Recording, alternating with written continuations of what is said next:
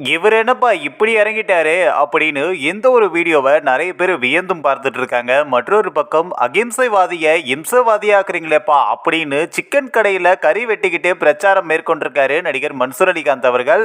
வேலூர் மாவட்டம் குடியாத்தத்தில் பாராளுமன்ற தொகுதியில் போட்டியிடுவதற்காக கடந்த சில நாட்களாக வேலூர் பாராளுமன்ற தொகுதிக்கு உட்பட்ட பகுதிகளில் தீவிரமாக பிரச்சாரத்தை மேற்கொண்டு வராரு நடிகர் மன்சூர் அலிகாந்த். இதனிடையே தான் குடியாத்தம் சட்டமன்ற தொகுதிக்கு உட்பட்ட பேரணப்பட்டு பகுதியில் பிரச்சாரத்தில் ஈடுபட்ட மன்சூர் அலிகாந்த் அங்க இருக்கக்கூடிய கறிக்கடையில் கரியை வெட்ட சொன்னபோது அகிம்சைவாதியான என்ன இம்சவாதி ஆக்குறீங்களேப்பா அப்படின்னு கலகலப்பாக பேசி அந்த சிக்கன் கடையில் 2 துண்டுகளாக வெட்டி சிக்கனை காட்டி ஏக் மால் தோ துக்கடா அப்படின்னு நகைச்சுவையும் செய்து அந்த ஒரு இடத்துல பிரச்சாரத்தை மேற்கொண்டிருக்காரு. இந்த ஒரு வீடியோ காட்சிகள் பார்ப்போருக்கு பிரமிப்பையும் ஏற்படுத்தியிருக்கு. மற்றொரு பக்கம் அப்படி மன்சூர் அலிகாந்த் அவர்கள் தொடர்ந்து அரசியல் ரீதியாகவும் மற்றொரு பக்கம் மக்களுடைய பிரச்சனையை தொடர்ந்து அவருடைய பேச்சுகளில் சொல்லிட்டு வராரு.